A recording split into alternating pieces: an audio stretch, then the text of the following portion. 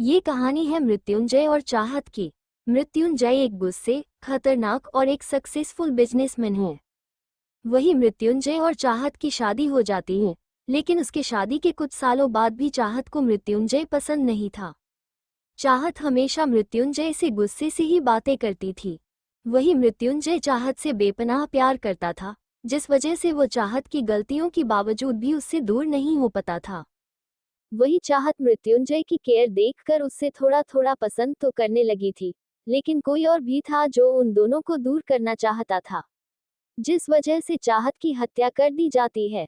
लेकिन चाहत अपनी मौत से पहले उसकी हत्या करने वाले इंसान को देखती है, तो वह शॉक रह जाती है।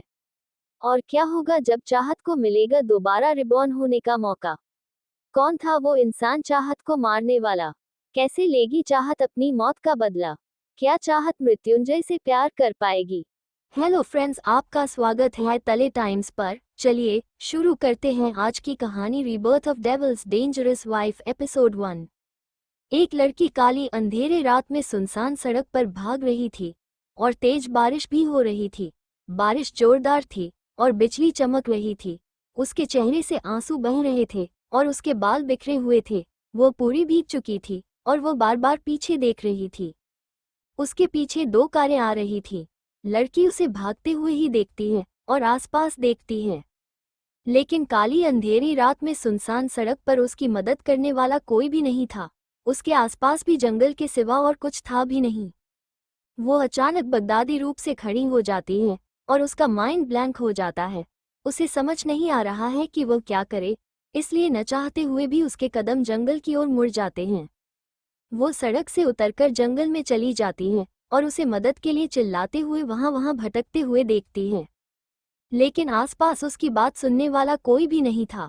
वही वो कारें आकर रुकती हैं और उसी तरफ भागने लगते हैं जिस ओर वो लड़की भाग रही थी। उनमें से किसी का भी चेहरा पहचान में नहीं आ रहा था। वो लड़की भी जंगल में यहाँ वहां भटकते हुए भाग रही थी कि उसे किसी की मदद मिल जाए, लेकिन इस घने गहरे जंगल में उसे किसी की भी मदद नहीं मिलने वाली थी।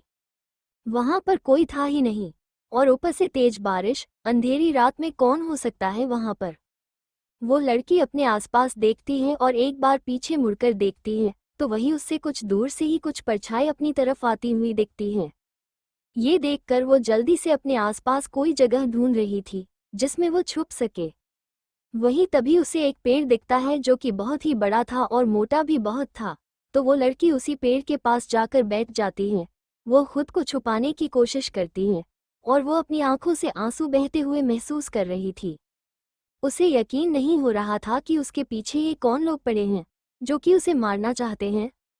वो लड़की अपने आंसू को पोंछते हुए ही अपने मन में बोली, मैं क्या करूं, मुझे कुछ समझ में नहीं आ रहा है। मैं क्या करूं? मैं कहां पर जाऊं? यहाँ पर तो कोई हेल्प करने वाला भी नहीं है, और अगर मैं इन लोगों के हाथ में आ गई तो ये लोग जरूर मुझे मार ही डालेंगे। इतना बोलते हुए वो अपने आंसुओं को पोंछ रही थी और अपने आसपास देखती है। तेज बारिश हो रही थी, वही उसके आसपास भी गहरा अंधेरा ही था। वही वो लड़की अपना सर हल्का सा बाहर निकाल कर सामने देखती है तो सामने वो 6 लोग ही उससे बस कुछ ही दूरी पर थे और वो सब लोग भी अपने आसपास देखते हुए ही उसे ही ढूंढ रहे थे। उन 6 लोगों में से एक बोला, कहाँ छुपी है? तू बाहर निकाल। मिसेस चाहत मृत्युंजय सिंह राठौर, बाहर निकल, आज तेरी मौत पक्की है। वही यह सुनकर वो लड़की, उसका नाम चाहत था, वो जल्दी से अपना सिर पीछे ले लेती है और छुप जाती है और वो अपने मुंह पर हाथ रख लेती है ताकि उसके रोने की सिसकियां बाहर उन लोगों तक न पहुंचे।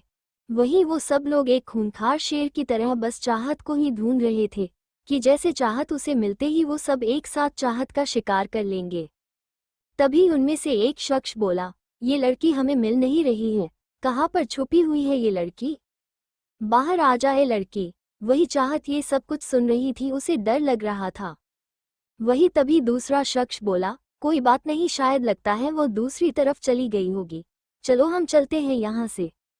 वैसे भी उसे हम ढूंढने के बिना तो नहीं जाएंगे। इतना बोलकर वो साथ वहां से आगे बढ़ जाते हैं और वहां से थोड़ी ही देर में वो सब दूर चले जाते हैं। वही चाहत उन सबको जाते हुए देख रही थी और उन सबको जाते हुए देखकर वो एक राहत की सांस लेती है। वही वो 6 लोग ही वहां से थोड़ी दूरी पर आ जाते हैं और उनमें से एक लेडी थी। वो बोली, मेरी बात सुनो आप सब लोग, हम यहाँ पर आ गए हैं, तो अब आप सब लोग यहीं पर ही रुकिए। अब मैं जाल बिछाती हूँ और उस मछली को उस जाल में फंसाती हूँ। बस तुम सब लोग यहीं पर ही रुकना, अभी वो लड़की मेरे एक आवाज पर बाहर निकल कर आएगी। इतना बोलकर वो उन लोगों वहीं पर ही छोड़कर वो आगे बढ़ जाती हैं। वो अपना लिबास वहीं पर ही निकाल कर वहीं पर ही फेंकते हुए ही बोली, ये लो ये हुडी पकड़ो। फिर लेडी आगे बढ़ जाती है। वही दूसरी तरफ चाहत उन सबको जाते हुए देखकर वो एक राहत की सांस लेती है और वो खड़ी होकर अपने आसपास देखने लगती है। वो अपने हाथ में पकड़े पर्स को देखती है और वो जल्दी से हमारे पर्स में से अपना फ़ोन निकालती है। उसका फ़ोन भीग चुका था। चाहत जल्दी से अपने फ़ोन को साफ करके देखती है तो उसके फ़ोन का नेटवर्क भी हमारे जंगल में बहुत कम आ रहा था। लेकिन चाहत जल्दी से उसमें से एक नंबर निकाल के फ़ोन लगा देती है और सामने से कोई बोला, हेलो। तो चाहत जल्दी से बोली, मृत्युंजय, मृत्युंजय, कृपया मेरी मदद करें। वही चाहत की बात सुनकर सामने से मृत्युंजय भी घबरा जाता है। वो बोला, चाहत, क्या हुआ? क्या हुआ तुम्हें? वही चाहत रोते हुए बोली, कृपया मेरी मदद करो, मैं जंगल में हूँ और कुछ लोग मेरे पीछे पड़े हैं, मुझे मारना चाहते हैं, कृपया।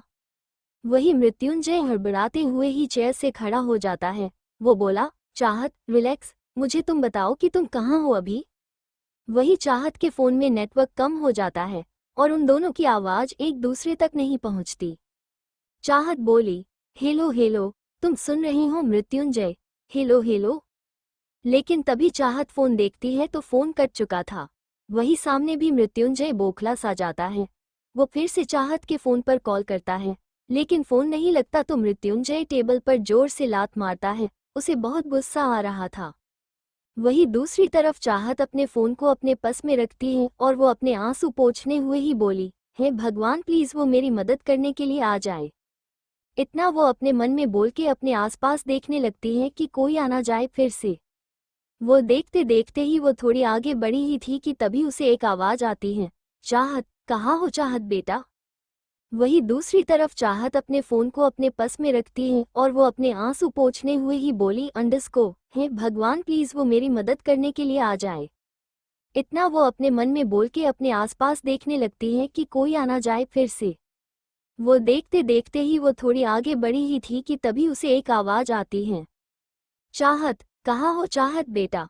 वही दूसरी तरफ चाहत अपने फ़ोन को अपने पर्स में रखती है और आसपास देखने लगती है कि कोई आना जाए फिर से। वो देखते देखते ही वो थोड़ी आगे बढ़ी ही थी कि तभी उसे एक आवाज़ आती है, चाहत, कहाँ हो चाहत बेटा? तभी वो एक आवाज़ आती है। वो बोली, अंडरस्को, चाहत, चाहत बेटा कहाँ पर हो तुम? बेटा चाहत, क्या तुम यहाँ पर हो? वही इतना सुनते ही चाहत हैरान रह जाती है और वो अपने आसपास देखने लगती है। वो अपने आसपास देखते हुए हैरानी से बोली, अंडरस्को, ये आवाज़ क्या उसकी है? लेकिन वो यहाँ पर कैसे हो सकते हैं? इतना बोलकर वो अपने आसपास उस आवाज़ जिस तरफ से आई थी उसे ढूंढने लगती हैं। और वो भी बोली, अंडरस्को, हाँ मैं यहाँ पर हूँ, मैं यहाँ पर हूँ, प्लीज़ हेल्प मी। आप कहाँ पर हैं? वही इतना सुनते ही सामने जो लेडी थी उसके चेहरे पर एक डेविल स्माइल आ जाती है और वो बोली, अंडरस्को चाहत बेटा, मैं भी यहाँ पर हूँ, रुको मैं तुम्हारे पास आती हूँ, तुम्हारी आवाज़ यही कहीं से आ रही है। इतना बोलकर वो भी चाहत को ढूंढने लगते हैं। वही चाहत भी उसी तरफ आगे बढ़ने लगती है। उसके चेहरे पर एक हल्की सी स्माइल आ गई थी। वो बोली, अंडरस्को, भगवान का लाख लाख शुक्र है कि मुझे यहाँ पर कोई बचाने वाला आ गया है। इतना बोलते हुए वो मुस्कुराते हुए आगे बढ़ जाती है। वही वो लेडी भी आगे बढ़ जाती है। वही अब उस लेडी को सामने चाहत दिखती है। वही चाहत भी उसे लेडी को देखकर उसकी आंख में आंसू आ जाते हैं। वो भागते हुए जाकर उसके गले लग जाती है और चाहत बोली, अंडरस्को, आपको है, मैं कितना डर गई थी। वो कई लोग जो मेरे पीछे पड़े हुए हैं मुझे मारने के लिए, और वो लोग कौन हैं ये तक मुझे नहीं पता। वही इतना सुनते ही वो लेडी के चेहरे पर एक डेविल स्माइल आ जाती है। वो लेडी बोली, अंडरस्को, कोई बात नहीं बेटा चाहत, अब मैं आ गई हूं ना। इतना बोलते हुए उसके चेहरे पर कुटिल स्माइल थी जो चाहत नहीं देख पाती। चाहत उसके गले लगी हुई थी और उसकी हल्की हल्की सिसकियां निकल रही थी। वही चाहत फिर खुद को संभालते हुए ही वो एक स्माइली के साथ उस लेडी को देखने लगती है। तभी उन दोनों के पास वो 5 लोग आ जाते हैं और उन दोनों को घेर कर खड़े हो जाते हैं। वही चाहत फिर से उन काले लिबास वाले लोगों को देखकर हैरान रह जाती है और कसके उस लेडी का हाथ पकड़ लेती है। चाहत उस लेडी को देखती हुए ही बोली, अंडस को देखिए, ये लोग मुझे मारना चाहते हैं, इनसे मुझे बचा लीजिए। इतना बोलकर चाहत उस लेडी के गले लग जाती है। वही वो लेडी चाहत को गले लगाए हुए ही एक डेविल स्माइल के साथ वो सामने खड़े उन 5 लोगों को इशारा करती है। वही दूसरी तरफ मृत्युंजय गुस्से से पागल हो गया था, क्योंकि बार बार चाहत को फोन लगाने पर भी कॉल एनेचाई लग रहा था। मृत्युंजय फिर खुद को संभालता है और फिर वो किसी और को कॉल के टीटीए हैं। सामने से कोई हेलो बोलता है तो मृत्युंजय ने कहा, अंडरस्को hello, I am Mrityunjay Singh Rathore. वही सामने वाला इंसान बोला, अंडरस्को यस सर बोलिए। मृत्युंजय बोला, अंडरस्को मैं अभी तुम्हें एक नंबर भेज रहा हूँ, उसका मुझे 5 मिनट में लास्ट लोकेशन चाहिए, अभी के अभी। वही सामने से वो शख्स बोला, अंडरस्को ओक सर। वही मृत्युंजय कॉल कट कर देता है और फिर वो अपनी आंखें बंद करके अपने मन में बोला, अंडरस्को चाहत, मैं तुम्हें कुछ एनेचाई होने दूंगा। तुमने मेरे साथ कुछ भी किया हो लेकिन तुम मेरी मोहब्बत हो, मैं तुम्हें कुछ एनेचाई होने दूंगा। इतना बोलकर वो वहां पे इधर से उधर टहलने लगता है। उसे 5 मिनट भी 5 साल जैसे लग रहे थे। जब उससे रहा नहीं जाता तो वो फिर से कॉल करता है और वो सामने वाले शख्स पर चिल्लाने हो वाला था कि उसे सामने से आवाज आई, अंडरस्को सर आपके व्हाट्सएप पर मैंने अभी लास्ट लोकेशन सेंड कर दी है। वही इतना सुनते ही मृत्युंजय कॉल कट करके फोन चेक करता है और लास्ट लोकेशन देखकर वो जल्दी से मुड़ता है और भागते हुए ही वो अपनी कार के पास आके जल्दी से कार स्टार्ट करके वो उसी लोकेशन की तरफ कार बढ़ा देता है। वही दूसरी तरफ वही चाहत उस लेडी के गले लगा हुई थी और वो अभी कुछ बोलने ही वाली थी कि तभी उसके होश उड़ जाते हैं और वो सुन्न सी वहीं पर ही खड़ी रह जाती है। उसके चेहरे पर जो मुस्कान थी वो एक पल में गायब हो जाती है और उसका चेहरा पीला पड़ जाता है। वही उस लेडी के चेहरे पर डेविल स्माइल थी। वही चाहत धीरे धीरे उसे लेडी से दूर होती है और वो हैरानी से सामने उस लेडी को देखने लगती है। वो औरत भी मुस्कुराते हुए चाहत को ही देख रही थी। वही चाहत के आंखों से आंसू बह जाते हैं और उसका चेहरा पीला पड़ चुका था। चाहत बोली, अंडरस्को क्यों किया आपने ऐसा? उसकी आवाज लड़खड़ा सी गई। क्यों किया ऐसा? इतना बोलकर वो अपने पेट की तरफ देखती है। वही उसके पेट में से खून धार बहने लगती है। वही उस लेडी ने चाहत को चाकू मार दिया था और उसके पेट से अब पानी की तरह खून बह रहा था। वही चाहत अपने पेट को पकड़ लेती है, उसे बेइंतहा दर्द हो रहा था। वही वो लेडी मुस्कुराते हुए ही चाहत के पेट को देखने लगती है जिसमें उसने चाकू मार दिया था। वही चाकू निकलते ही चाहत को बेइंतहा दर्द होता है। वही वो लेडी बोली, अंडरस्को तुम्हारा मरना ही बेहतर है चाहत। इतना बोल के वो फिर से चाह के पेट से चाकू खींच के एक बार और वो चाकू निकालकर उसके पेट में चाकू मार देती है। वही चाहत की एक चीख निकल जाती है। वही चाहत अपने पेट को पकड़ लेती है, उसे बेइंतहा दर्द हो रहा था। वही वो लेडी मुस्कुराते हुए ही चाहत के पेट को देखने लगती है जिसमें उसने चाकू मार दिया था। वही चाकू निकलते ही चाहत को बेइंतहा दर्द होता है। वही वो लेडी बोली, अंडरस्को तुम्हारा मरना ही बेहतर है चाहत। इतना बोल के वो फिर से चाह के पेट से चाकू खींच के एक बार और वो चाकू निकालकर उसके पेट में चाकू मार देती है। वही चाहत की एक चीख निकल जाती है। इतना बोल के वो फिर से चाह के पेट से चाकू खींच के एक बार और वो चाकू निकालकर उसके पेट में चाकू मार देती है। वही चाहत की एक चीख निकल जाती है। वही तभी उन दोनों के पीछे ही वो सब लोग आ जाते हैं और उनके पीछे खड़े हो जाते हैं और यह नज़ारा देखकर उन सबके चेहरे पर एक स्माइल, डेविल स्माइल आ जाती है। वही चाहत उस लेडी को देखते हुए ही बोली, अंडरस्को मतलब आप अपने ही मेरे साथ धोखा किया। आप यहाँ पर इतना ज़्यादा भरोसा करती थी और आप अपने ही मुझे मार दिया। आपने इतना बड़ा मेरे साथ विश्वासघात किया। वही वो लेडी मुस्कुराते हुए ही बोली, अंडरस्को ये हमारा मकसद था चाहत मृत्युंजय सिंघानिया। इतना बोलकर वो चाकू निकाल लेती है। वही चाहत की चीख निकल जाती है। वही अन 5 शख्स में से एक शख्स आगे आकर बोला, अंडरस्को अरे चाहत इतने से क्या ही होगा, इतना बोलकर वो दूसरा चाकू चाहत के सीने पर मत देता है, जिससे चाहत को रूह तक कांप जाए हैं। वही तभी 3 सरा शख्स आगे बढ़कर बोला, अंडस्को, चाहत तो बहुत हिम्मत वाली है, इतने घाव से भी वो बच जाएगी, तो मेरी तरफ से ये इतना बोलकर वो भी एक चाकू चाहत को मारता है। इसे ही वो सब एक एक कर चाहत को घाव देने लग जाते हैं। वही चाहत की आंखों से आंसू बह रहे थे और वो बस मृत्युंजय को याद कर रही थी। चाहत अपने दर्द को सहते हुए ही बोली, अंडस्को, मैंने कभी सोचा नहीं था कि आप सब जिसे मैंने ट्रस्ट किया है वो आप सब लोग मेरे साथ ऐसा करेंगे। मुझे यकीन ना हो रहा कि आप सब ने मेरे साथ इतना बड़ा विश्वासघात किया। तभी चाहत की बात सुनकर वो सब हंसने लगते हैं। उनमें से एक लड़की बोली, अंडस्को, तुम्हारे पास जो मृत्युंजय है ना, वो मुझे चाहिए हमेशा के लिए, समझी तुम? तो तुम्हारा मरना तो तय ही था। चाहत अपने पेट को पकड़कर दर्द भरी आवाज में बोली, अंडस्को, लेकिन मेरा पति कभी तुम्हारा एनएचआई होगा, वो मुझसे प्यार करता है।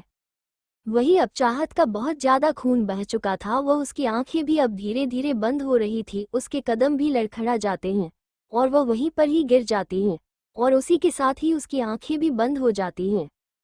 लेकिन तभी उसके अभी चाहत के कानों में उन सब की आवाज पड़ रही थी। वो लेडी बोली, अंडस्को, कितनी बेवकूफ है लड़की, अपने पति मृत्युंजय सिंघानिया जो इतना बड़ा बिजनेसमैन है और उसे इतना प्यार करता है, लेकिन यह उसे नफरत करती है, हर बार उस पर गुस्सा करती है और उससे कोई ना कोई नुकसान पहुंचा ही देती है। इतना बोलकर वह औरत हंसने लगती है। उसके पीछे वो 5 लोग जो खड़े थे वो सब लोग भी हंसने लगते हैं। वही वो सब लोग अभी एक डेविल्स की तरह हंस रहे थे, उनसे सबके चेहरे पर एक कुटिल मुस्कान थी। वही चाहत के कानों में यह आवाज पड़ती है तो उसके आंखों के कोनों से आंसू बह जाते हैं। वो अपने मन में बोली, अंडस्को, मतलब मैं जो सब कुछ कर रही थी वो गलत था, मैं ये सब कुछ कैसे कर सकती हूँ? इतना सोचते हुए उसकी आंखों के कोने से आंसू बह जाते हैं। चाहत अपने मन में बोली, अंडस्को, मैंने मृत्युंजय को हमेशा गलत समझा और मैंने उसे परेशान किया, लेकिन वो मेरे लिए हमेशा सबसे एलडीटीए रहा, मेरी साइड लेता रहा और मैंने उसका प्यार का भी मजाक बनाया। मैंने अपने पति के साथ गलत किया। इतना सोचते हुए उसके आंखों से आंसू बह जाते हैं।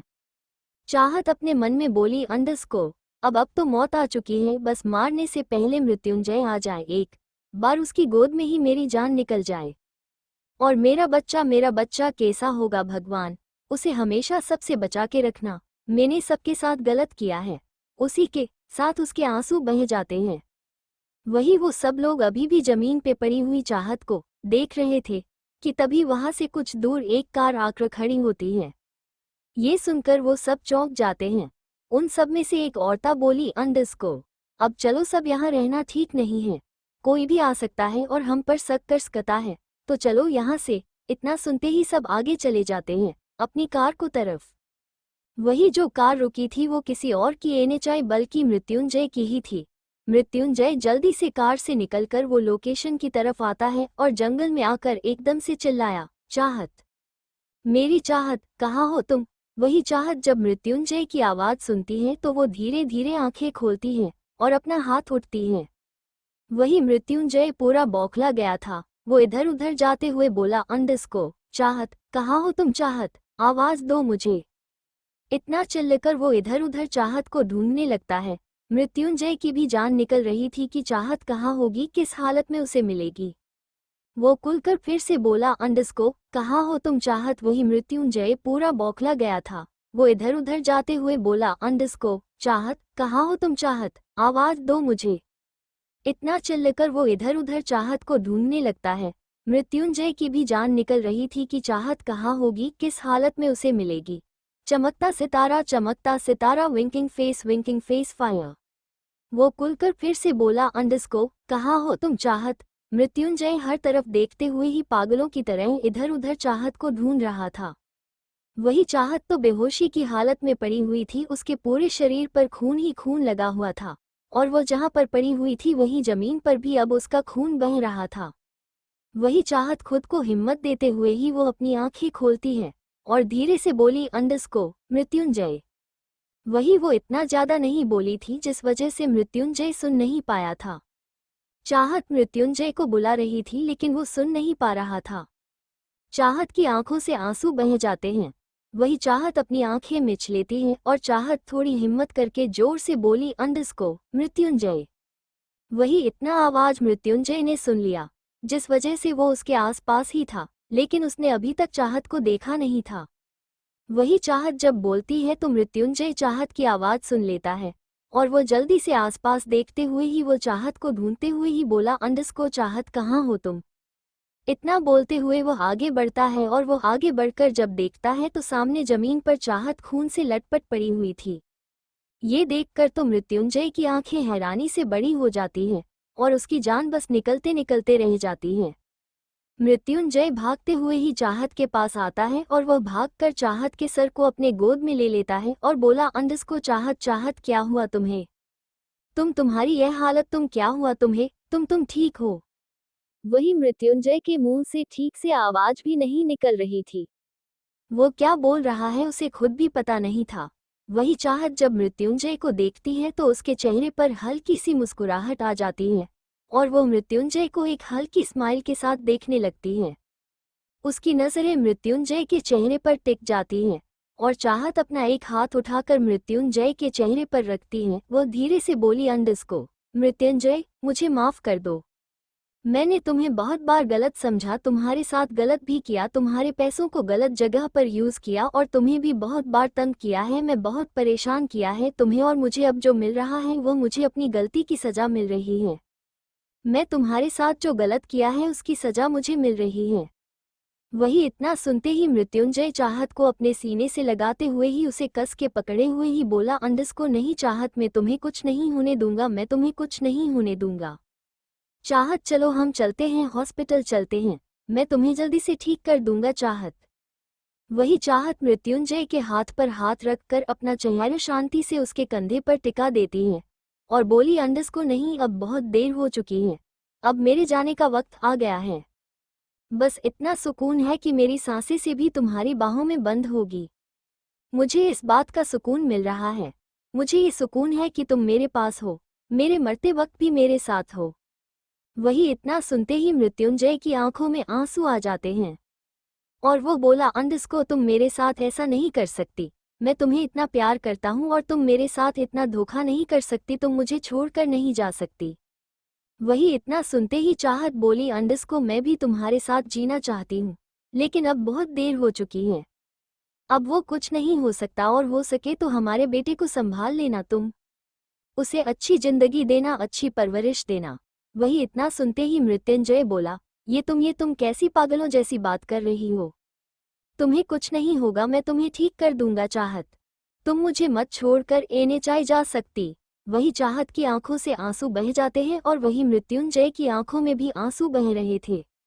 वही चाहत अपना चेहरा उठा के मृत्युंजय को देखते हैं और उसकी आंखों से आंखों मिलाकर उसके चेहरे पर हाथ रखकर बोली, अंडस्को बस अब मेरा जाने का वक्त आ गया है, मुझे माफ कर देना मेरी सारी गलतियों के लिए।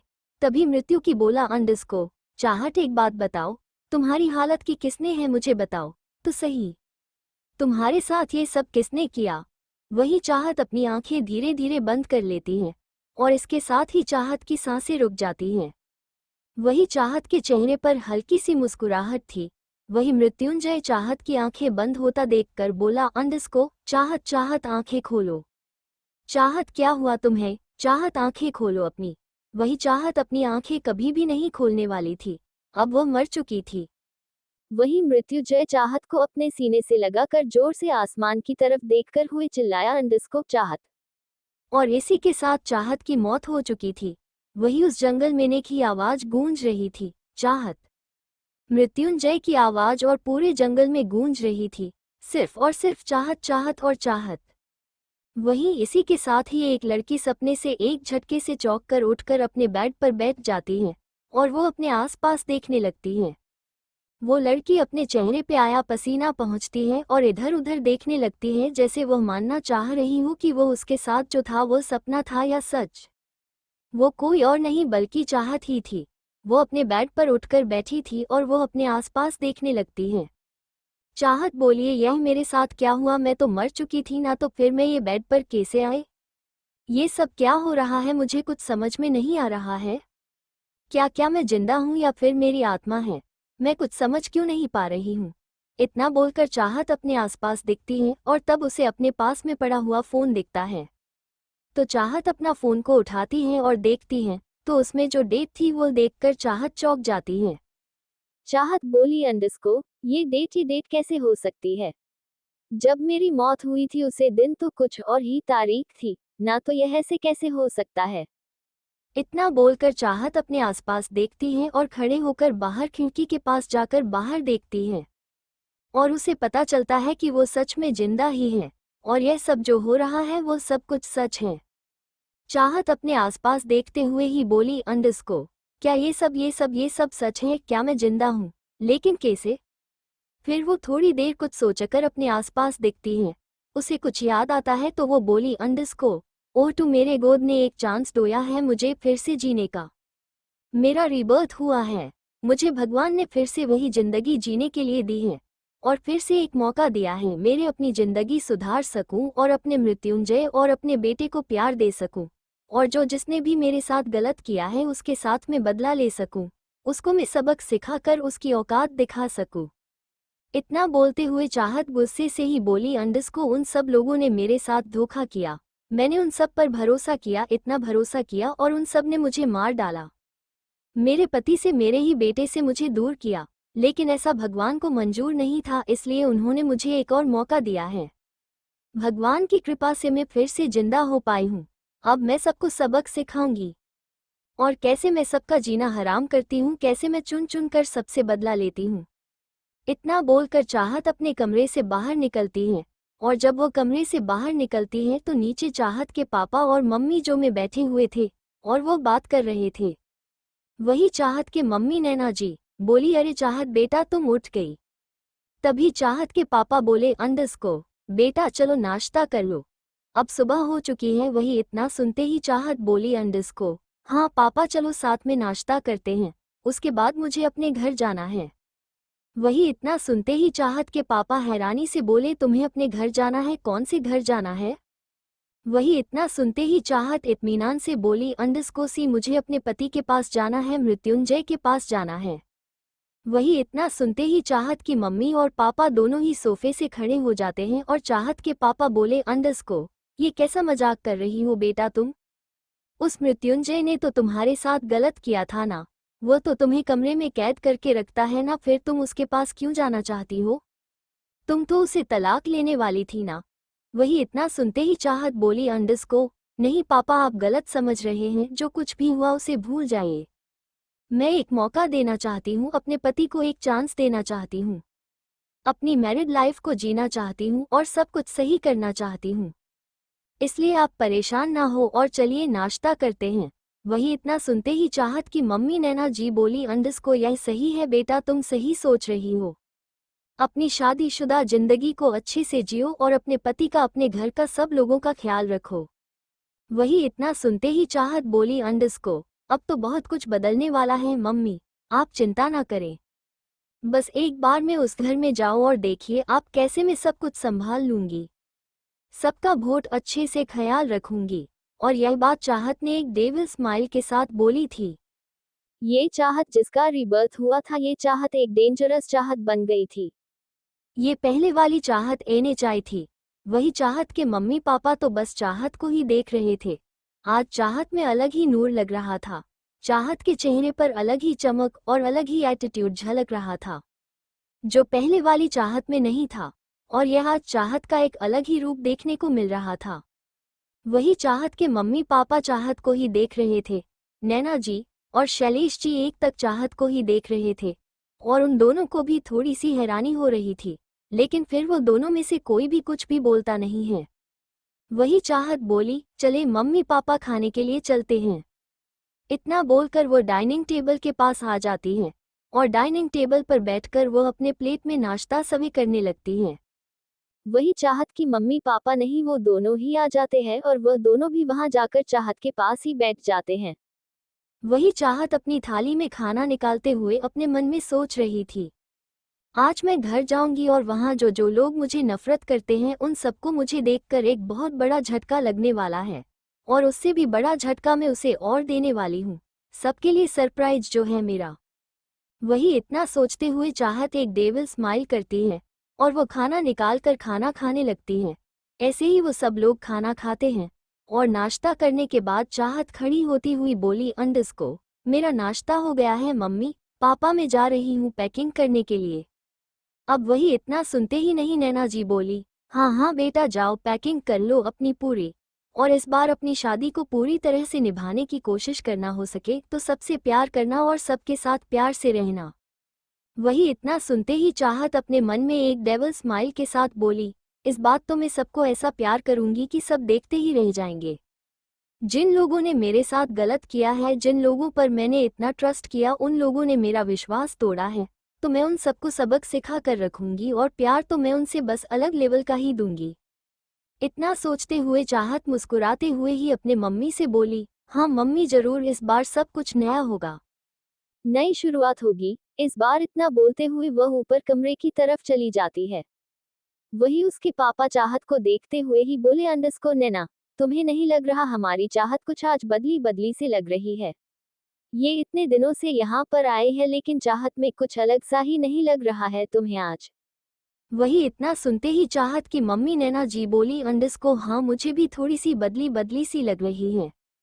वो लड़की जो अपने पति से दूर रहने की बात कर रही थी, अपने पति के पास जाने की बात से भी चीर जाती थी, उससे तलाक लेने की जिद करके वह यहाँ आई थी, और वो आज वो एक अलग ही चाहत बन गई है। आज उसमें एक पत्नी का रूप दिख रहा है। वही इतना सुनते ही चाहत के पापा के चेहरे पर भी स्माइल आ जाती है और वो दोनों ऐसे ही बात करने लगते हैं। वही चाहत अपने कमरे में आकर अपने कपड़े और अपना पूरा सामान पैक कर लेती है और अपना सामान पैक करने के बाद वो अपना बैग पैक करके अपना फ़ोन और सब कुछ ले लेती हैं और फिर वो अपना बैग लेकर कुछ देर बाद वो कमरे से बाहर निकलती है और नीचे सीढ़ियों से होते हुए नीचे आ जाती है। वो नीचे आकर आप अपनी मम्मी पापा को देखते हैं जो उसे ही देख रहे थे। वही तभी शैलेश जी बोले, अंडस को बेटा जा रही हो ना, आज तो ध्यान से जाना और ड्राइवर को लेकर जाना।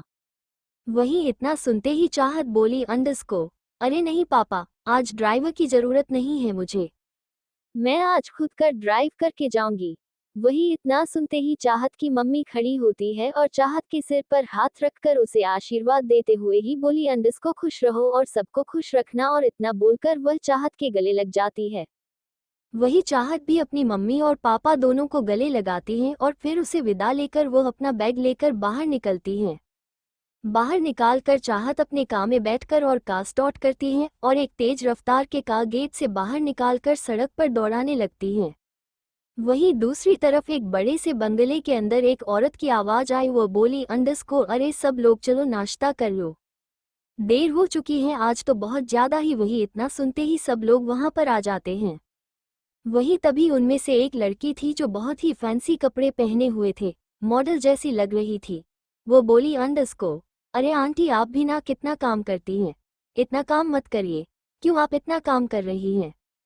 वही इतना सुनते ही वो औरत यानी कि मृत्युंजय सिंघानिया की मॉम रीना जी बोली, अंडस को अरे अनन्या बेटा तुम ना तुम्हारी जैसी काश मुझे भी बहू मिलती, तुम इतनी अच्छी हो और मेरे मृत्युंजय की बेस्ट फ्रेंड भी हो, तुम ना मुझे कितने अच्छे से समझती हो और मेरा और दर्द मेरा मन का हाल भी समझती हो, काश मेरे मृत्युंजय की बीवी भी तुम्हारी तरह ही होती।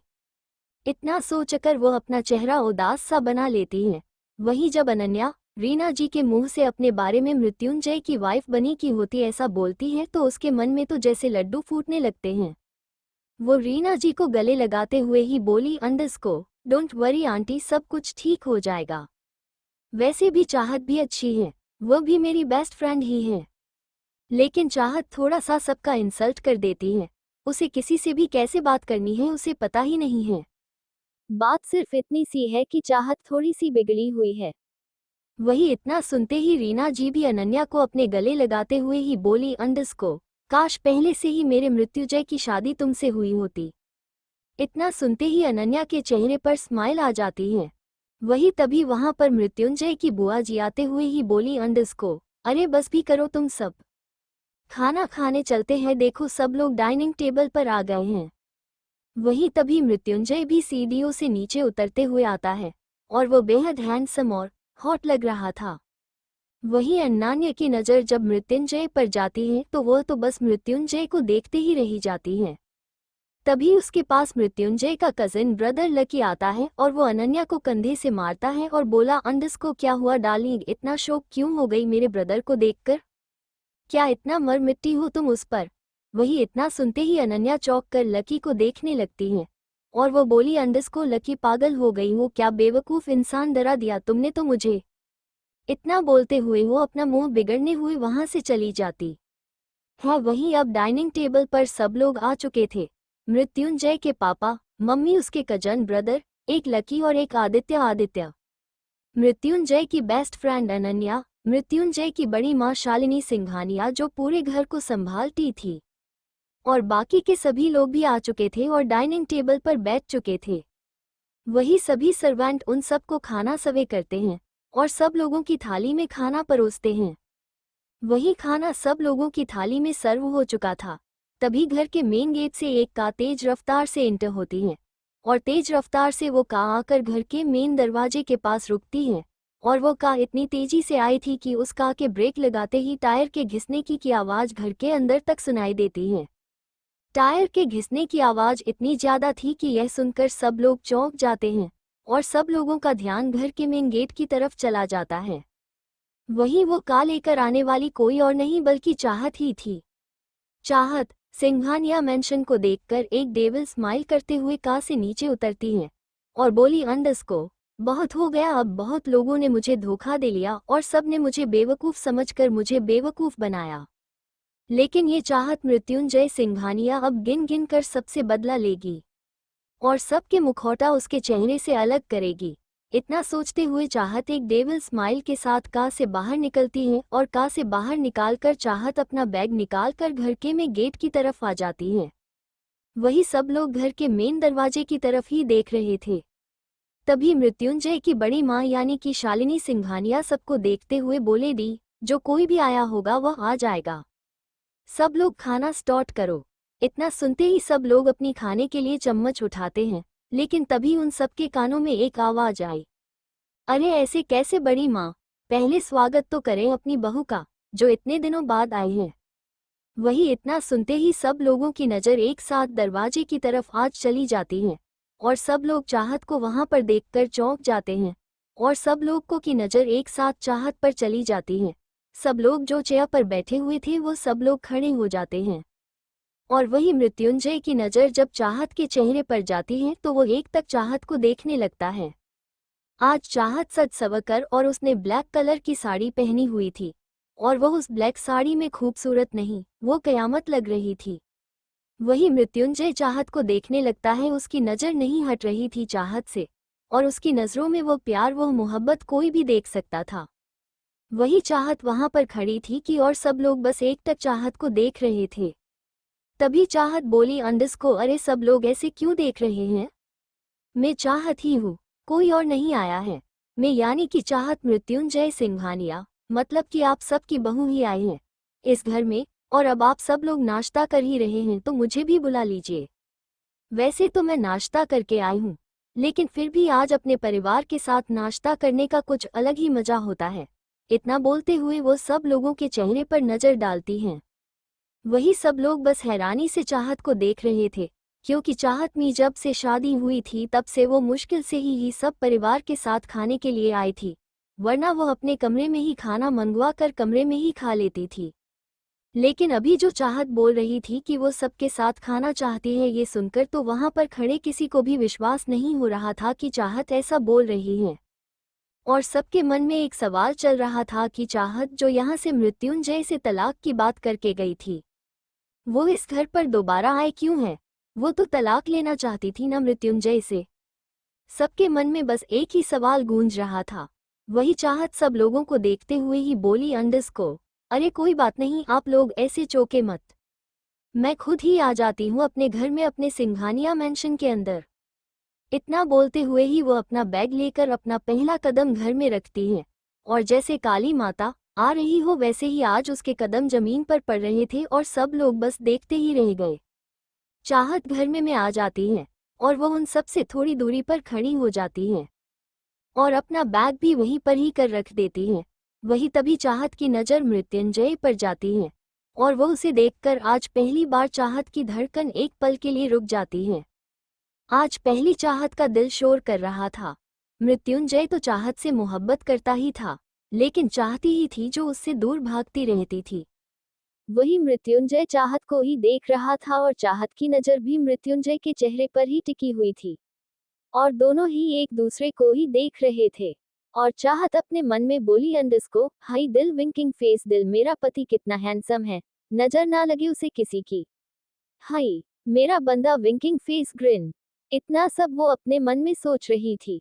तभी चाहत की नजरें मृत्युंजय के पास में ही खड़ी अनन्या पर पड़ जाती हैं और ये देखकर चाहत की नजरें गहरी हो जाती हैं और चाहत आन्या को देखने लगती है। अब उसकी नजर आन्या के चेहरे पर थी और चाहत नजर में थोड़ा सा गुस्सा दिख रहा था। वही तभी शालिनी जी बोले अंडरस्को चाहत तुम आ गई हो घर में फिर से वापस, और तो फिर हमें भी किसी को भी कोई दिक्कत नहीं है, लेकिन देखो अगर तुम किसी को भी परेशान करोगी या फिर मृत्युंजय के साथ कोई भी लड़ाई या फिर किसी के साथ भी लड़ाई करोगी तो हम इस बार बर्दाश्त नहीं करेंगे। तुम पिछली बार भी बहुत तमाशा करके यहाँ से गई थी और इस बार भी तुम कुछ करोगी नहीं, ये पहले हमें इतना साफ साफ बता दो कि तुम किसी को भी परेशान करने के लिए हैं तो वापस नहीं आई ना।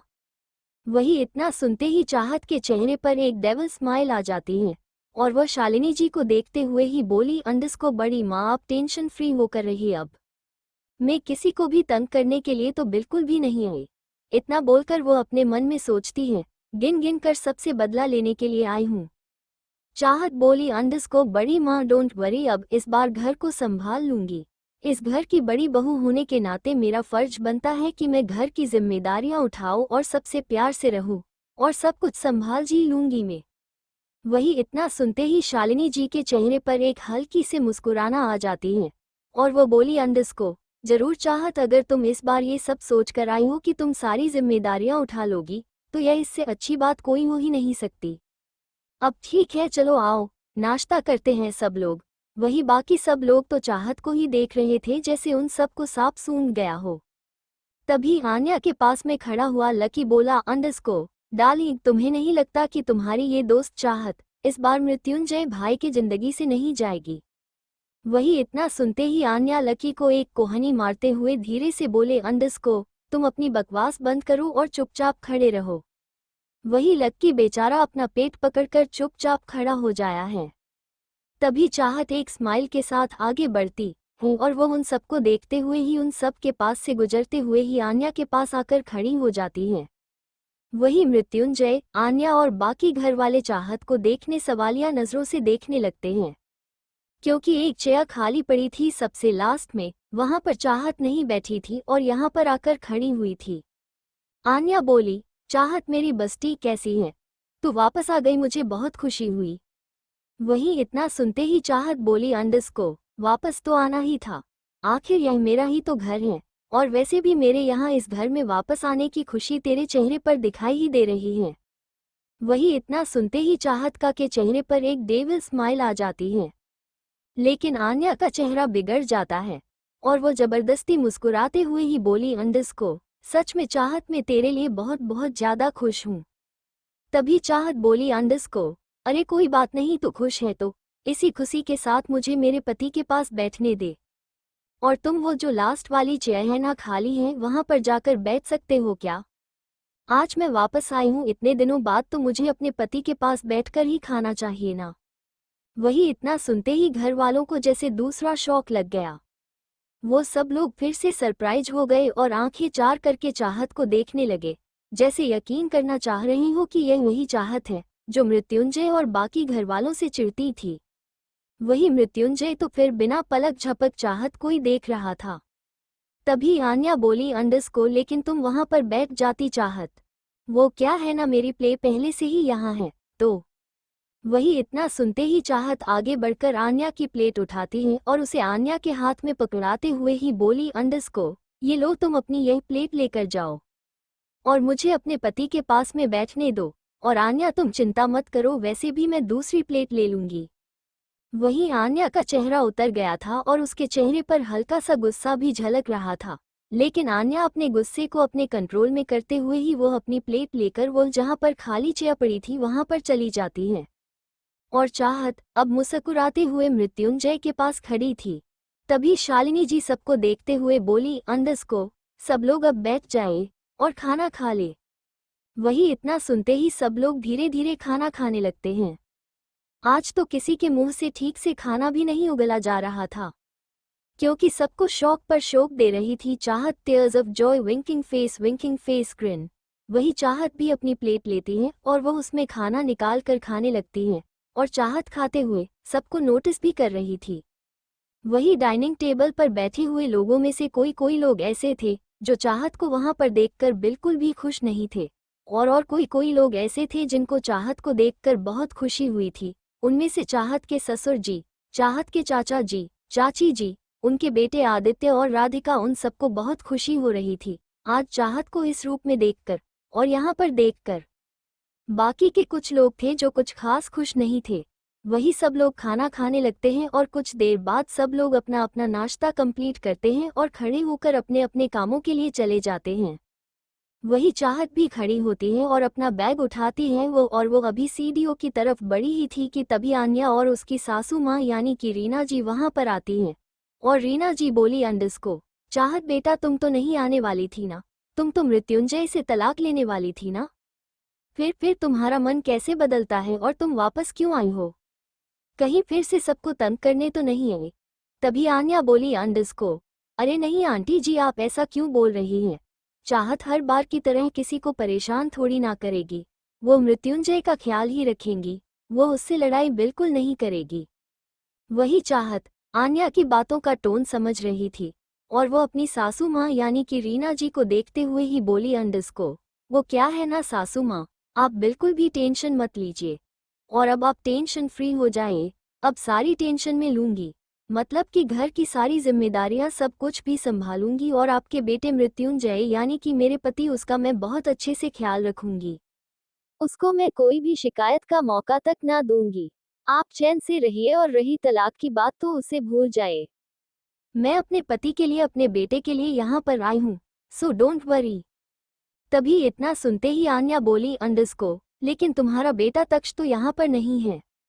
वही इतना सुनते ही चाहत एक टेढ़ी स्माइल करते हुए आन्या को देखकर बोली, अंडस को, मुझे पता है आन्या, तुम ना बताओ तो भी पता है कि मेरा बेटा कहाँ पर है, वो स्कूल की ट्रिप पर गया हुआ है, मुझे सब कुछ पता रहता है, तुम चिंता मत करो। वही इतना सुनते ही आन्या जूठा मुस्कुराते बोली, अंडस को, अरे नहीं नहीं, वह तो बस मैं तुम्हें बता रही थी, आखिर हम दोस्त जो हैं। तुम भी मुझे सब कुछ बताती थी ना तुम्हारी और मृत्युंजय के बारे में। तुम दोनों क्यों झगड़ा करते थे, क्यों तुम दोनों अलग अलग रहते थे, कौन सी तुम दोनों में अनबन होती थी, ये सब कुछ तुम मुझे बताती थी ना, और मैं भी तुम्हें इसका सॉल्यूशन बताती थी ना। वही इतना सुनते ही चाहत बोली, अंडस को, माय बेस्ट फ्रेंड आन्या, तुमने सही कहा और तुम्हारी इस सिक को अपने जीवन में उतारा है। आई मीन्स कि मैं फिर से अपने पति, अपने हस्बैंड के पास आ चुकी हूँ, तो अब किसी को भी चिंता करने की बात नहीं है। ओके, अब मैं जाती हूँ अपने कमरे में। इतना बोलकर चाहत सीढ़ियों से ऊपर चली जाती है। वही तभी वहां पर बुआ जी आती है और वह आन्या और रीमा जी को देखते हुए ही बोली, अंडस को, अरे ये लड़की फिर से यहाँ पर क्यों आ गई है? मुश्किल से तो गई थी यहाँ से, और ये तो तलाक लेने वाली थी ना, फिर यहाँ पर क्यों आई है? इतना सुनते ही आन्या बोली, अंडस को पता नहीं, लेकिन ये फिर से आ गई है। इतना बोलकर आन्या अपना लटका हुआ चेहरा लेकर अपने कमरे में चली जाती है। वही चाहत अपने कमरे का दरवाजा खोलती है और जब वो कमरे में आती है तो सामने मृत्युंजय खिड़की के पास खड़ा था और बाहर की तरफ देख रहा था।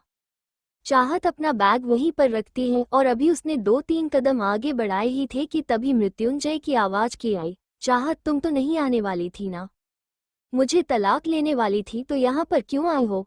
अब कौन सी कमी बाकी रह गई है मुझे तंग करने की, मुझे परेशान करने की, या फिर कोई लड़ाई बाकी रह गई है? अब बताओ फिर से यहाँ पर आने का क्या रीजन है? वही इतना सुनते ही चाहत के कदम वहीं पर ही रुक जाते हैं और चाहत मृत्युंजय को देखने लगती है। वही मृत्युंजय अभी भी चाहत की तरह पीठ करके खड़ा था। वही इतना सुनते ही चाहत बोली, नहीं मृत्युंजय, तुम ऐसा क्यों बोल रहे हो? मैं यहाँ पर तुम्हारे लिए, हमारे बेटे के लिए ही तो आई हूँ, और रही बात डाइवोर्स की, तो मुझे नहीं चाहिए डाइवोर्स। मुझे अपनी शादीशुदा जिंदगी को एक चांस देना है। मुझे सब कुछ सुधारना है जो मैंने बिगड़ा है। वही इतना सुनते ही मृत्युंजय एक झटके के साथ मुड़ता है और उसके चेहरे पर अब गुस्सा झलक रहा था। वो बोला, अंडरस्को, रियली चाहत, तुम्हें लगता है तुम इस शादी को एक चांस देना चाहती हो? तुम्हें लगता है तुम सब कुछ सही करना चाहती हो?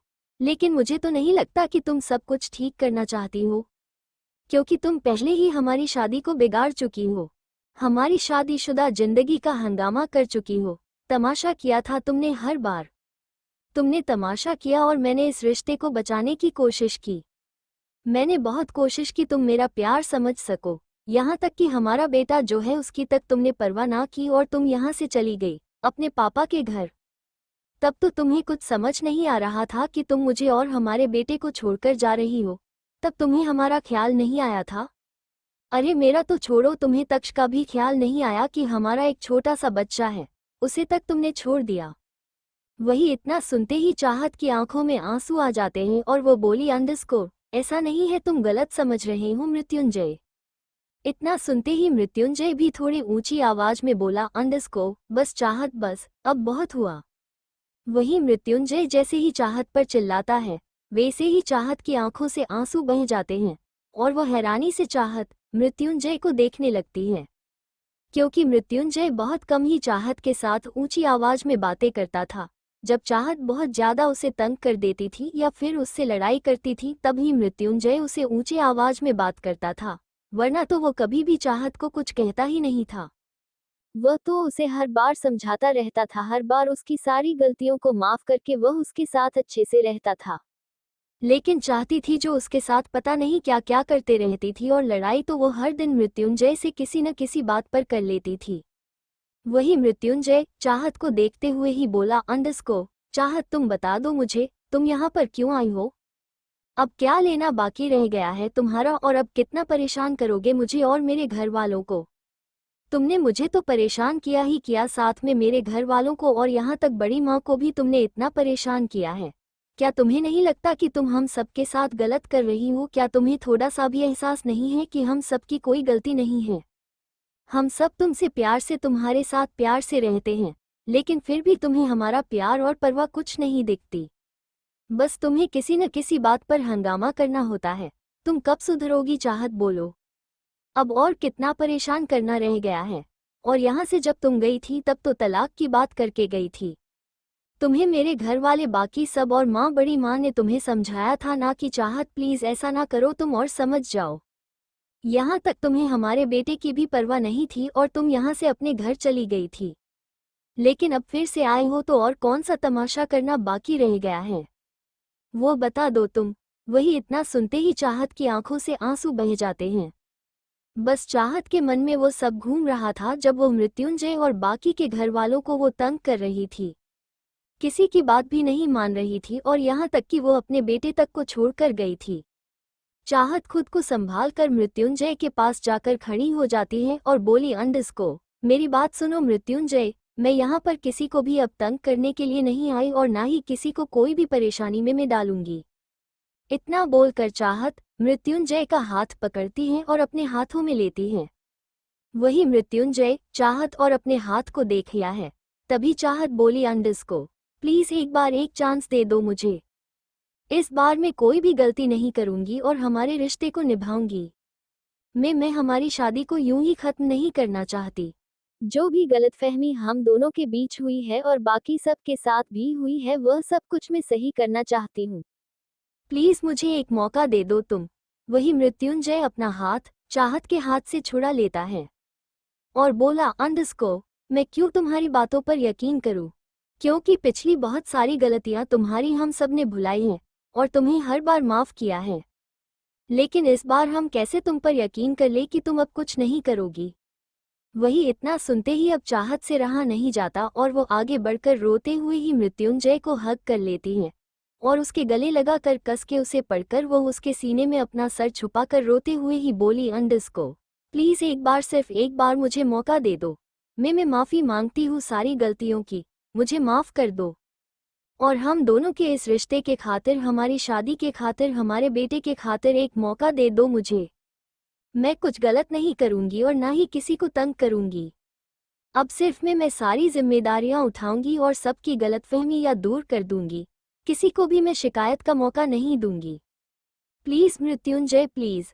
वही चाहत के हक करने से मृत्युंजय चौंक जाता है और वो ऐसे ही स्टैचू बन जाता है और वो उसकी धड़कन तेज हो जाती है और वो चाहत को देखने लगता है। वही चाहत उसके सीने में सर छुपाए हुए सुबक रही थी। वही मृत्युंजय वैसे ही खड़ा होकर चाहत को देख रहा था।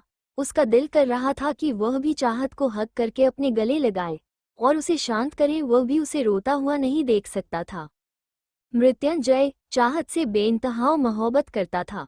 मृत्युंजय के हाथ भी उठते हैं चाहत को गले लगाने के लिए, लेकिन तभी उसे सब पिछली बार जो कुछ भी हुआ था वह सब कुछ याद आ गया, तो वो अपने हाथ वहीं पर ही रोक लेता है और वो थोड़ी देर कुछ सोचते हुए ही चाहत को पकड़कर उसे खुद से दूर करता है और बोला, अंडरस्को, इस घर पर जितना मेरा हक है उतना ही हक इस घर पर तुम्हारा है।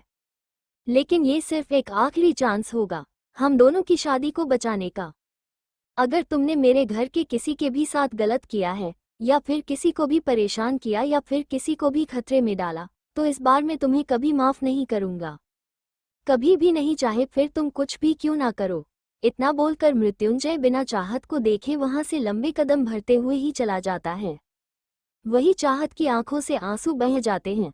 वही चाहत बस अब मृत्युंजय को जाता हुआ ही देखते रह जाती है। वो कुछ देर खड़ी रहने के बाद चाहत अपने आंसुओं को पोंछती है और फिर वो खिड़की के पास जाकर बाहर की दुनिया को देखते हुए ही अपने मन में बोली, अंडरस्को, मुझे पता है मृत्युंजय तुम अभी मुझे माफ नहीं कर सकते क्योंकि मैंने हमारी पिछली जिंदगी में बहुत कुछ गलत किया है। मृत्युंजय मुझे तुम्हारा प्यार तो दिख रहा था, लेकिन मुझे कोई और उकसा रहा था और हम दोनों के बीच गलत फहमी भी पैदा कर रहा था और मैंने उन सब पर भरोसा भी कर लिया कि तुम मेरे साथ गलत कर रहे हो। मैं हर बार तुमसे लड़ाई करती रही, इसमें तुम्हारी भी कोई गलती नहीं है। मैंने पिछली लाइफ में जो कुछ भी तुम्हें परेशान किया, तंग किया, इस वजह से तुम इतनी जल्दी तो मुझ पर भरोसा नहीं करोगे। लेकिन मुझे पता है तुम मुझे बेइंतहा प्यार करते हो, तो मुझे यूं कभी छोड़ोगे भी नहीं और मैं इस बार खुद से वादा करती हूँ मृत्युंजय कि हम दोनों के रिश्ते को सही कर दूंगी और सब कुछ मैं संभाल लूंगी। इतना वो अपने मन में बोलती है और वहीं पर ही खड़ी रहती है। वही मृत्युंजय उस कमरे से बाहर निकालकर सीढ़ियों से नीचे चला जाता है। वही उसी कमरे के बाहर कोई और भी खड़ा था और वो कोई और नहीं बल्कि आन्या और रीना जी ही थी। आन्या और रीमा जी दोनों ही मृत्युंजय और चाहत के कमरे के बाहर खड़ी थी और वह दोनों चाहत और मृत्युंजय की बातें भी सुन रही थी। वहीं आन्या खुश होते हुए ही बोली, अंडरस्को, आंटी जी, देखा आपने कैसे मृत्युंजय चाहत पर चिल्ला रहा था और कैसे वो चाहत को बोल रहा था, लेकिन एक गलती की, उसने चाहत को मौका दिया ही क्यों, उसने एक चांस दिया ही क्यों। वही इतना सुनते ही रीमा जी बोली, अंडरस्को, अरे कोई बात नहीं, इन दोनों के बीच इतनी गलत फहमी है कि ये दोनों कभी भी साथ नहीं आ सकते बेटा, और वैसे भी मुझे चाहत मृत्युंजय की लाइफ में चाहिए ही नहीं। वैसे एक बात बताऊं मैं तुम्हें, बुरा ना मानो तो बेटा, वो मुझे तुम मेरे मृत्युंजय के लिए बहुत पसंद हो। वही इतना सुनते ही आन्या के चेहरे पर जो खुशी थी वो खुशी ऐसी थी कि जैसे किसी की उसे ताजमहल मिल गया हो, वैसी खुशी आन्या के चेहरे पर देखी जा सकती थी। आन्या बोलिए, आंटी जी आपके तो सही रही हैं, लेकिन क्या मृत्युंजय चाहत को तलाक देकर वो मुझसे शादी करेगा। वही इतना सुनते ही रीमा जी खुश होते हुए ही बोली, अंडरस्को, क्या बेटा तुम सच में मेरे मृत्युंजय से शादी करोगी। और फिर वो जल्दी से आन्या का हाथ पकड़ी और बोली, अंडरस्को, पहले कमरे में चलो, ऐसी बात यहाँ पर नहीं करते। इतना बोलकर वो आन्या को कमरे में ले जाती हैं। वो दोनों ही कमरे में जाकर कमरा बंद कर देती हैं। वहीं आन्या रीना जी को देखते हुए थोड़ा सैड सा फेस बनाकर बोली, अंडरस्को, आंटी जी आप बुरा ना माने तो मैं एक बात कहूँ। वही रीना जी बोली, अंडरस्को, हाँ बोलो बेटा। आन्या बोली, अंडरस्को, वो मैं मृत्युंजय को पहले से ही पसंद करती हूँ और मृत्युंजय से शादी भी करना चाहती थी, लेकिन चाहत और मैं दोनों बेस्ट फ्रेंड हैं, तो इसीलिए मैंने किसी को कुछ बताया नहीं और चाहत और मृत्युंजय की शादी हो गई। वही इतना सुनते ही रीना जी खुश होते हुए बोली, अंडरस्को, अरे बेटा तुम इतना सैड क्यों हो रही हो, देखो मृत्युंजय और चाहत का तलाक तो होकर रहेगा ही। मुझे चाहत बिल्कुल भी पसंद नहीं है और मैं तुम्हारी और मृत्युंजय की शादी करना चाहती हूँ, तो क्या तुम मेरा इसमें साथ दोगी।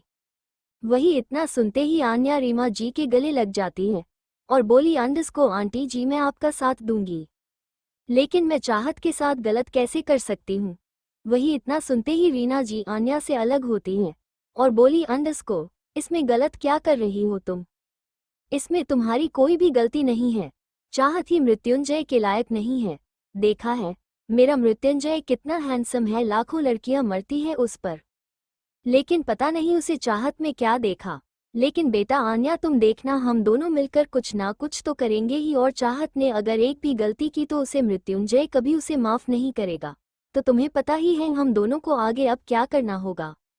वही इतना सुनते ही आन्या खुश हो जाती है और फिर से रीना जी के गले लग जाती हैं। वो बोली अंडस्को thank you so much aunty, आप मेरे बारे में इतना सोच रहे हैं। रीना जी अंडस्को कोई बात नहीं बेटा, हम दोनों अपने प्लान पर वर्क करते हैं कि चाहत से कोई गलती हो, चलो प्लान बनाते। इतना बोलकर वो दोनों कुछ प्लान बनाने लगती हैं। वहीं दूसरी तरफ चाहत अपना सामान अपने कमरे में सेट करती हैं और सब कुछ सही जगह पर रखती हैं और फिर वो अपने कमरे से बाहर निकलती हैं और आसपास देखने लगती हैं, लेकिन वहां पर आसपास कोई भी नहीं था। तो चाहत आगे बढ़ जाती हैं और सेकंड फ्लोर पर ही लास्ट वाला जो कमरा था वहां पर जाकर वो दरवाजा खोलती है तो सामने एक बेड पर उम्रदराज औरत बैठी थी और चाहत उसके पास जाते हुए ही बोली अंडस्को अरे दादी माँ आप अभी भी पढ़ रहे हो, थोड़ा आराम कर लो, बाद में पढ़ लेना। वही इतना सुनते ही सामने जो औरत बैठी थी वो कोई और नहीं बल्कि मृत्युंजय की दादी माँ यानी कि लक्ष्मी देवी थी और वो चाहत को देखकर अपना चश्मा उतारते हुए ही बोली अंडस्को अरे मेरी चाहत तू आ गई, मुझे पता ही था बेटा तू आ ही। वही चाहत दादी माँ का प्यार देखकर वह आगे बढ़कर बेड पर बैठकर उसे गले लगाते हुए ही बोली अंडस्को मुझे माफ कर दीजिए दादी माँ। चाहत उदासी से बोली अंडस्को मैंने बहुत सारे लोगों के साथ गलत किया और सब लोगों को तंग भी किया है। वही इतना सुनते ही दादी माँ भी उसे गले लगाते हुए ही बोली अंडस्को कोई बात नहीं बेटा, तुम क्यों इतना परेशान हो रही हो, मैं बस इतना कहना चाहूंगी कि जो कुछ भी हुआ उसे भूल जाओ और अपने पति के बारे में सोचो, वो शायद तुमसे गुस्सा होगा। वही इतना सुनते ही चाहत उनसे अलग होती है और अपना मुंह बिगड़ने हुए ही बोली अंडस्को हाँ आपका बिगड़ैल बेटा बहुत नाराज है मुझसे, गुस्सा भी है, अभी थोड़ा चिल्ला कर गया है मुझ पर। इतना बोलकर चाहत अपना मासूम सा फेस बना लेती है। तभी दादी माँ चाहत का कान खींचते हुए ही बोली अंडस्को तो तुमने भी उसे कोई कम तंग नहीं किया है, तुमने भी पूरा परेशान करके रखा था मेरे मासूम से बेटे को। वही चाहत अपना कान छुड़ाते हुए ही बोली अंडस्को अरे सॉरी दादी मैं सॉरी आज के बाद कुछ नहीं करूंगी और खास करके आपकी बेटे पर प्यार लुटाऊंगी, अब आप देखना मेरा जलवा, विंकिंग फेस। वही इतना सुनते ही दादी माँ हंसने लगती है ग्रिन, और वो चाहत के सिर पर हाथ रख कर बोली अंडस्को मृत्युंजय और तक्ष दोनों को संभालो बेटा, उन दोनों को तुम्हारे प्यार की बहुत ज्यादा जरूरत है। जो कुछ भी तुमने लोगों की बातों में आकर किया वो सब गलत था, मैंने भी तुम्हें समझाया था, लेकिन तभी तुम किसी और के बहकावे में आ गई थी। लेकिन अब तुम समझदार बन गई हो, अब तुम्हें सब पता ही है कि कौन सही और कौन गलत। वही इतना सुनते ही चाहत की आंखों में एक आग जलने लगती है और वो बोली अंडस्को मुझे पता है दादी माँ, बहुत से लोग ऐसे थे जिसने मेरे साथ गलत भी किया और मुझे मेरे पति और बेटे से दूर भी किया, लेकिन इस बार नहीं। अब इतना सुनते ही दादी माँ मुस्कुराते हुए बोलिए अंडस्को ये हुई ना मेरी चाहत वाली बात। तुम्हें पता है बेटा तुम्हारे जाने के बाद वह तुम्हारी दोस्त है ना, क्या नाम है उसका, हाँ आन्या, वो चापलूस लड़की तेरे पति के आसपास ही घूमती रहती है। अरे दोस्त है तो क्या हुआ, इतना भी करीब नहीं जाना होता, और अब तू आ गई है तो देख वो अब बेवकूफ लड़की तेरे पति के आसपास भी ना आनी चाहिए। अगर तूने उस लड़की को अपने पति के आसपास अभी घूमने दिया ना तो तुम्हारी खैर नहीं, तुम्हारी पिटाई कर दूंगी मैं। वही इतना सुनते ही चाहत हंसते हुए ही बोली अंडस्को अरे मेरी भोली सी दादी माँ, अब आपकी चाहत आ गई है ना, अब मैं अपने पति के पास किसी भी चुड़ैल डायन को नहीं भटकने दूंगी। इतना बोलते ही दादी माँ और चाहत दोनों ही हंसने लगती हैं। चाहत और दादी माँ फिर ऐसे ही हंसते हुए ही बातें करने लगते हैं और ऐसे ही बातें करते करते टाइम कैसे बीत जाता है उन दोनों में से किसी को भी नहीं पता चलता। फिर चाहता दादी माँ को देखते हुए ही बोलिए अंडस्को दादी माँ, अब हम दोनों ने बहुत सारी बातें कर ली हैं, अब चले आप दवा लीजिए अपनी और थोड़ी देर आराम कीजिए। फिर आप जो भी पढ़ना चाहिए पढ़ सकती हैं। वही इतना सुनते ही दादी माँ बोली, हाँ अब तो तू जो मुझे ऑर्डर देने वाली आ गई है। वही इतना सुनते ही चाहत की हंसते हुए ही खड़ी होती हैं और दादी माँ की दवाई निकल कर दादी माँ को देती हैं। वही दादी माँ भी दवाई लेती हैं और दवाई लेने के बाद लेटते हुए ही बोली, अंडस को यहाँ पर मेरे पास कभी कभी आया करना मुझसे बातें करने के लिए, और कोई भी बात हो मुझे बता देना। वही इतना सुनते हैं चाहत बोली, अंडस को तो दादी माँ आप भी इस कमरे से बाहर निकाला करो ना, क्या अकेले अकेले इस कमरे में ही रहती हैं। तभी दादी में कहा, अंडस को इतना ना चला जाता, मुझसे थोड़ा बहुत चलती हूँ, वरना फिर मुझे घुटनों में दर्द होने लगता है। वही इतना सुनते ही चाहत बोले, कोई बात नहीं, आप बाहर निकलना और हम सब के साथ ही खाना खाने के लिए आ जाना। अगर आपके घुटनों में दर्द हुआ तो मैं आपकी घुटनों की मालिश कर दूंगी। वही इतना सुनते ही दादी माँ बोली, अंडस को मेरी लाडली बहू मेरी चाहत जो आ गई है, अब मुझे किसी की चीज की फिक्र नहीं है। कोई बात नहीं, चल तू इतना कह रही है तो मैं कमरे से बाहर निकलूंगी और बाहर भी आऊंगी, ठीक है। वही इतना सुनते ही चाहत बोली, ठीक है अब आप आराम कीजिए। इतना बोलकर वो उस कमरे से बाहर निकलती हैं और अपने अपने कमरे में आ जाती हैं। वहीं दूसरी तरफ मृत्युंजय सिंघानिया इंडस्ट्रीज के अंदर आ चुका था और वह अपने केबिन में बैठा हुआ था। आज मृत्युंजय का गुस्सा और किसी पर उतर रहा था। जो कोई भी मृत्युंजय को किसी भी चीज की खबर देने या फिर कोई भी कॉन्ट्रैक्ट साइन करने के लिए या फिर कोई भी फाइल को चेक करने के लिए मृत्युंजय को देने आता था, उन सबको बहुत अच्छी सी मृत्युंजय खबर ले रहा था और सबको डांट भी बहुत रहा था, सब पर गुस्सा उतर रहा था। ये देखकर सारे लोग आज बहुत ज्यादा टेंशन में थे और सब लोगों का चेहरा लटका हुआ था। तभी वहां से रेहान यानी कि मृत्युंजय का दोस्त रेहान वहां से गुजरता है और सब लोगों का चेहरा ऐसे लटका हुआ देखकर बोला, अंडस को क्या हुआ, तुम सब लोग ऐसे परेशान क्यों हो। वही इतना सुनते ही सब लोग एक साथ बोले, अंडस को अरे वो सिर आज बहुत गुस्से में है, पता नहीं क्या हुआ है और हम सब पर चिल्ला रहे हैं, और कोई भी बात करने या फिर उनसे कोई भी प्रॉब्लम सॉल्व करने की बात करने के लिए या फिर कोई भी फाइल साइन करने के लिए जाता है तो उन पर गुस्सा करने लगते हैं। वहीं इतना सुनते ही रेहान थोड़ा सोचने लगता है और बोला, अंडस को मैं देखता हूँ, कोई बात नहीं, तुम सब जाओ अपना काम करो और आज हो सके तो अर्जेंट काम ना हो तो उसके पास मत आना। वहीं इतना सुनते ही सब लोग अपना सिर हिलाकर वहां से चले जाते हैं।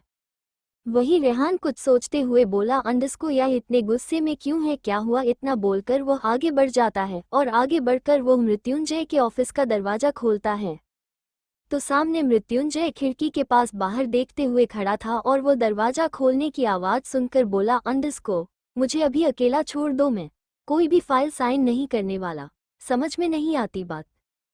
इतना बोलकर वह गुस्से से ही मुड़ता है तो तभी सामने रेहान को देखकर बोला, अंडस को अरे रेहान तू यहाँ।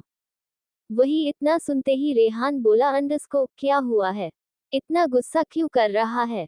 वही इतना सुनते ही मृत्युंजय अपना सिर पकड़कर फिर से खिड़की के बाहर देखने लगता है और बोला, अंडस को कुछ नहीं यार, बस ऐसे ही। तभी रेहान आगे बढ़कर उसके कंधे पर हाथ रखते हुए बोला, अंडस को क्यों, क्या हुआ है, तू मुझे नहीं बताएगा। वही इतना सुनते ही मृत्युंजय बोला, वो चाहत फिर से वापस आए हैं और इस बार वो फिर से परेशान सबको करेगी और मैं नहीं चाहता कि चाहत की वजह से फिर से मेरे किसी भी परिवार वालों को कोई भी परेशानी हो। चाहत क्यों ऐसा कर रही है मुझे समझ में नहीं आ रहा है, और इस बार वो आए हैं तो बोल रही है कि वो किसी को भी परेशान नहीं करेगी, ना ही किसी को तंग करेगी, वो सब कुछ संभालना चाहती हैं। वही इतना सुनते ही रेहान चौंक कर बोला, अंडस को क्या क्या बोला तूने, चाहत आ गई है और वह सब कुछ संभाल चाहती है, उसने ऐसा बोला। वही रेहान को चौंका हुआ देखकर बोला, अंडस को देखा मुझे, मैंने कहा था ना, मुझे भी यकीन नहीं हो रहा कि चाहत ऐसा चाहती है। तभी रेहान बोला, अंडस को अरे कैसे यकीन होगा यार, वह हर बार जब से तेरी उसके साथ शादी हुई है तब से मैंने देखा है वह कोई ना कोई बात पर लड़ने लगती है या फिर कोई हंगामा या फिर कोई तमाशा कर देती है, तो किसको यकीन होगा कि इस बार वो सब कुछ सही करने आए हैं। तभी मृत्युंजय बोला, अंडस को मुझे भी ऐसा ही लग रहा है, लेकिन इस बार उसने वादा किया है कि वो ऐसा कुछ भी नहीं करेगी और सब कुछ संभाल लेगी। तो फिर रेहान बोला, अंडस को उसने तो बोला था ना कि उसे तलाक चाहिए। तभी मृत्युंजय बोला, अंडस को लेकिन अब वो तलाक न चाहती पता नहीं, लेकिन इसमें इतना चाहता हूँ कि कोई भी गड़बड़ ना हो और इस बार चाहत अच्छे से रहे और कुछ भी गड़बड़ ना करे, ना किसी को परेशान करे। तभी रेहान बोला, अंडरस्को, आगे का आगे देखा जाएगा। चलो इतना गुस्सा ना करो और खुद को शांत कर, अपना दिमाग को शांत करो और शांत हो जा। चाहत शायद इस बार समझ गई होगी, उसका घर परिवार सब कुछ तुमसे ही है और वह सच में तुम्हारे साथ रहना चाहती है। ऐसा भी हो सकता है।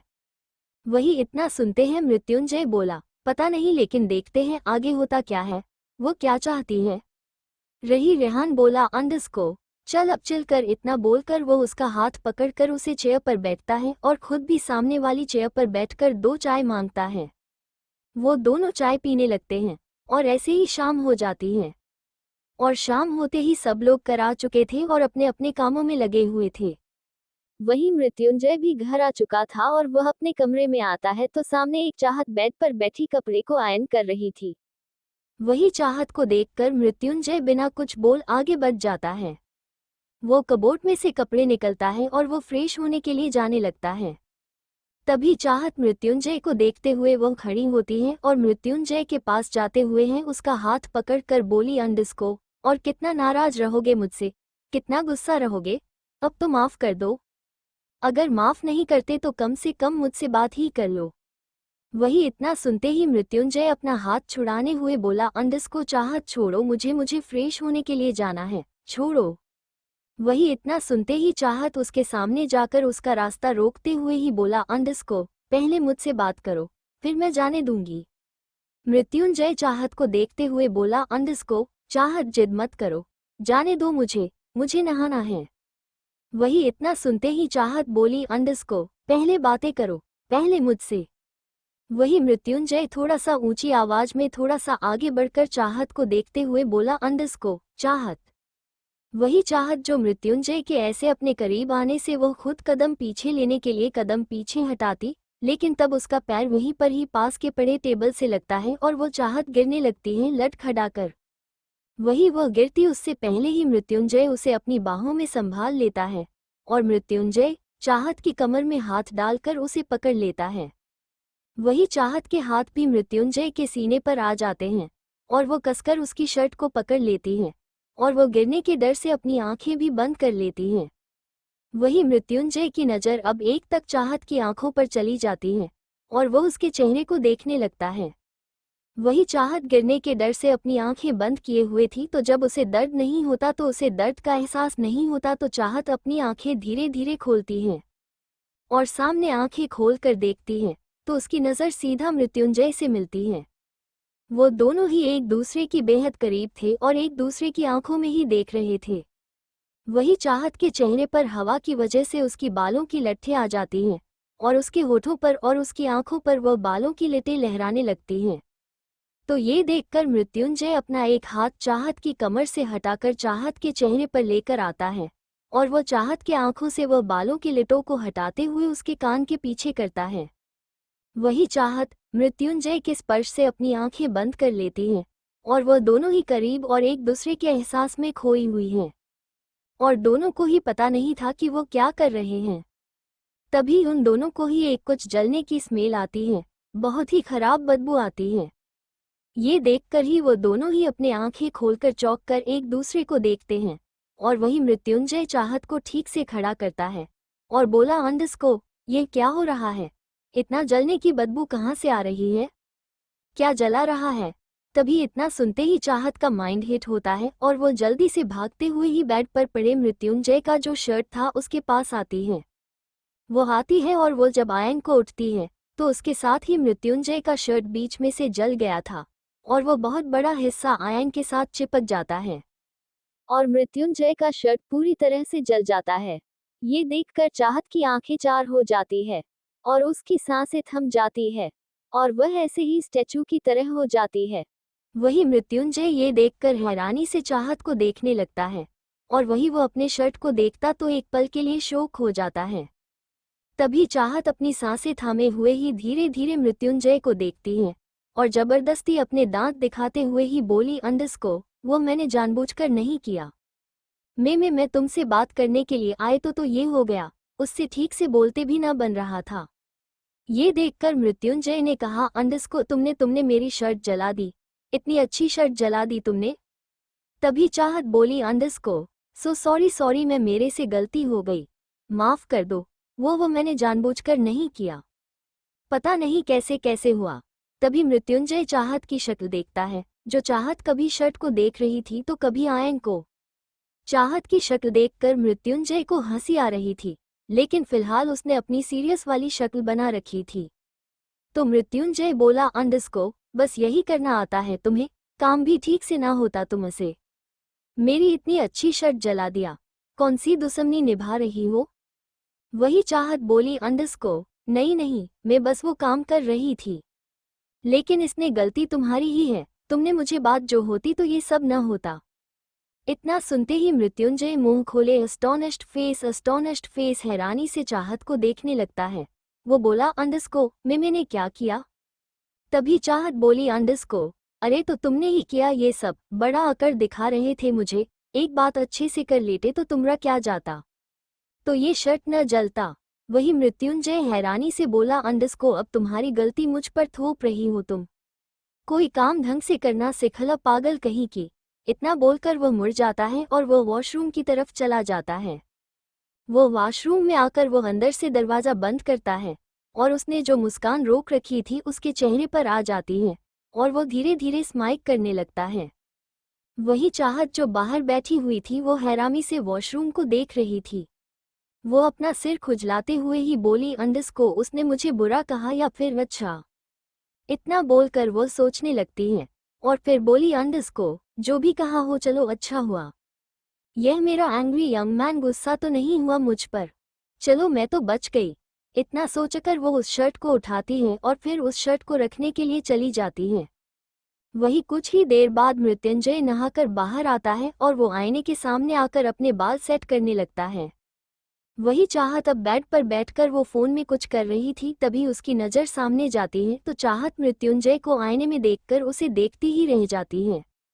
चाहत मृत्युंजय को देखने में इतनी खो गई थी कि उसके मुंह से अपने आप ही निकल गया, wow so handsome green winking face. वही ये सुनकर मृत्युंजय मुड़कर बोला, अंडस्को क्या क्या कहा तुमने। तभी चाहत अपने होश में आती है और बोली, अंडस्को नहीं कुछ नहीं।